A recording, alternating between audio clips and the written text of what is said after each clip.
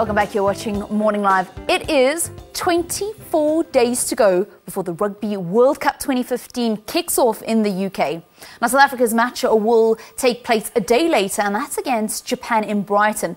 But the big question, who will be wearing the green and gold? And there was so much focus on the makeup of the team, who are now ranked 4th in the latest world rankings. The one question that's been on everyone's mind will be answered before the weekend. This Friday, Springbok coach Heyneke Meyer will announce his World Cup squad. To chat a little bit more about this, we have rugby journalist Vata Ngobeni in studio. A very good morning and welcome to Morning Live. Morning to you, Velen, and the two viewers. Okay, Vata, let's start with what exactly does a World Cup coach need, especially looking at South Africa's strengths and weaknesses? What do we need going to this World Cup that Meyer will be keeping in mind when he actually selects the squad? I think we need good props, we need good flaws, but more than anything, I think, Velen, we needed a good preparation going into the World Cup. And unfortunately, the Rugby Championship didn't provide that. We lost all 3 of our games. Yes, we did win against Argentina in a friendly test match, but not ideal conditions or preparation going into a World Cup. I think the next sort of 2 to 3 weeks, they're really going to have to work hard on their conditioning. It's one aspect I think Heyneke Meyer has really emphasised on coming into this season. And I think more than that, they need a bit of confidence. They need someone to sit down with the team and have a chat with them and make them believe that they can go on and win this World Cup. Yes, you might say it, that you can win the World Cup. It's different to believing that you can win the World Cup. And I think the Springboks will need to start believing that they can go all the way and win this tournament. There have been calls to include more players of colour, and we've had many journalists writing about the fact that it won't even be a need for a quota, but these athletes are there, they're just not being picked. Do you think Meyer will be bold enough ahead of the World Cup to really kind of go against the grain of what we've been seeing in his last couple of squad selections and really kind of show us something different and be quite bold with his selection? I doubt that he's going to make any sort of rash decisions at the moment. I think he's got the makeup of his team already in his mind. And unfortunately, a lot of the players of colour that have been bandied about, whose names have been bandied about, have not made the cut under Meyer. This is the issue that comes up all the time, the transformation issue.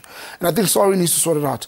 I think any Springbok coach that comes into the job should know their KPIs, and one of them, obviously we know, is transformation. But that should filter down into Super Rugby, into Currie Cup, with the Vodacom Cup under 19s and 21, into provincials.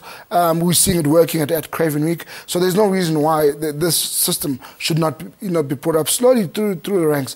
Unfortunately, as much as we can say that there are players, they're not being selected.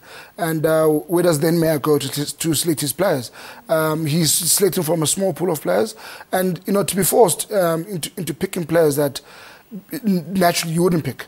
It really creates, I think, for a very tense environment within the squad itself, and it makes for a very delicate relationship between the coach and the player himself. And I don't think any player would want to be in that position as well.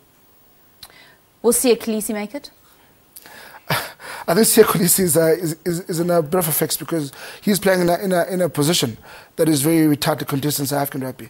You look across the board at the number of loose forwards that are available to Heyneke Meyer, and the number of loose forwards that have actually performed, in Super Rugby, whether it's this year or the year prior, and you realise that Siya's got a real mountain to climb. He's competing as well with the likes of the guys like Opo Moja, who are not playing only at loose forward, but he's an option as well at lock, and the guys like Peter Steph as well. So hopefully Siya does make it. I think he's got the confidence of the coach and the fact that he's been in the setup since 2012. But more than anything, it comes down to performance, and it comes down to the combinations the coach is going to play. And so hopefully Siya does make it. But by the looks of things, he's really struggled to make it into a team this year. So I think Heyneke might just leave him at home. Okay, so we're speaking now about specific positions. And prop, who do you think is going to actually make the cut for prop? Because recently, during the Rugby Championship, we saw Meyer actually travelling with 6 different props. Mm-hmm. I think a guy, obviously the Sharks front row in Yanni, Bismarck and Beast, they're dead certainties to go to the World Cup.